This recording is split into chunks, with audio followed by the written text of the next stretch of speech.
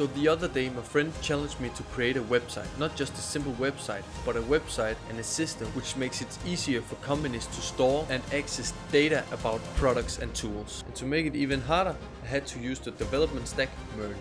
The problem was, I had never used Mern before.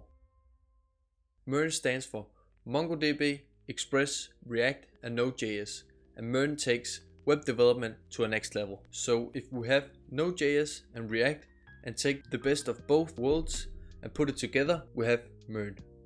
Next I went straight into setting up my project. The structure of my project is a folder for the project and then a folder for the backend and a folder for the front end. I installed all the necessary packages and now I was ready to code the website. But wait, I had not planned anything about how the website was going to be structured. So I loaded up a document and started brainstorming all the things I would need on this website. And after some time, I ended up with a list looking like this. With all the parts planned out, I went to work. I started by creating the backend where the routes and the communication with the database is happening. Then I set up the front end with calls to the backend, and what we end up having looks like this.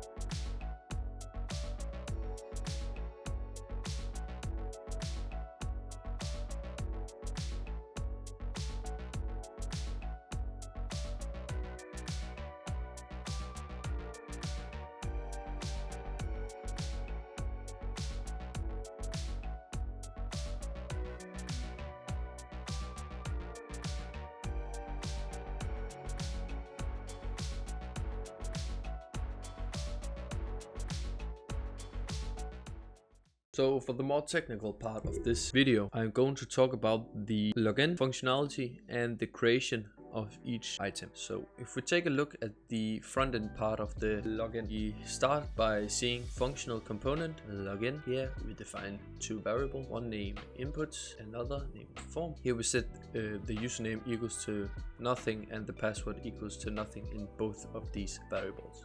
If we take a look at the HTML, we define a form.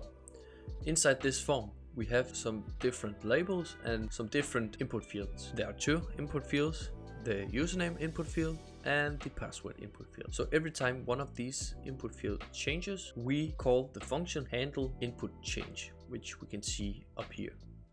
This function sets the inputs variable equal to what the input field's value is. So if the event.target.name is equal to username, it's the username we change, and if it's password, it's the password we change. But we also set the form variable equal to something, and if the event.target.name is equal to password, we then make sure to hash the password before we send it into the variable. When we submit the form, the function handle submit is called. This function sends a post request to the backend. In this post request, it sends along the form variable. So we need to make sure that the values inside the form variable is secure. When this request is done, we get a response, and right now we do not check the response, but if the response is okay and we get logged in, we set the access token from the response and we set the refresh token from the response. So that is how the login works on the front end. If we look at how this works on the backend, we see from the index.js that we have a function called generate access token. This function generates a access token that is sent back to the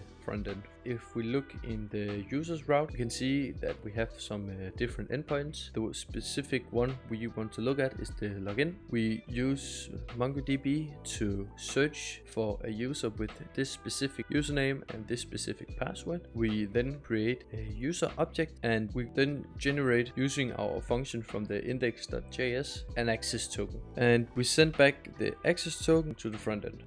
So if we take a look at the create item part of the code, we go to the front end code. So the most important part is, if we look down at the HTML, we see that we have different input fields. Every time we change one of these input fields, the handle change function is called. This handle change function sets values inside the variable items to what we have typed into the input field. When we have filled in all the input fields and we submit the form, the function handle submit is then called. This function creates an item object with the username from the JSON web token, and then the different variables from the items variable. Then it sends a post request to the backend, sending along the item and the access token.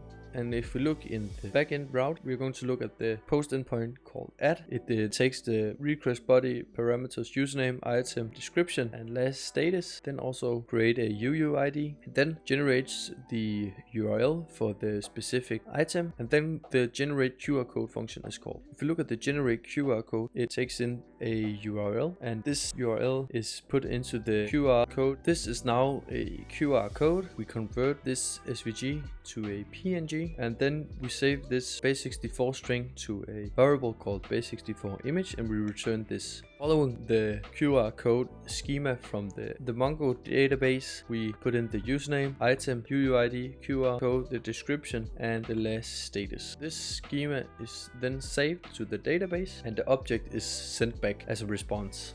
And that is how the website works. So to answer some questions: was Mern easy to learn? Yes. Did it take long? No. Did I like it? Yes. And the question we have all been waiting for: is Mern really that good? In my opinion, yes. 10 out of 10, I would use it again.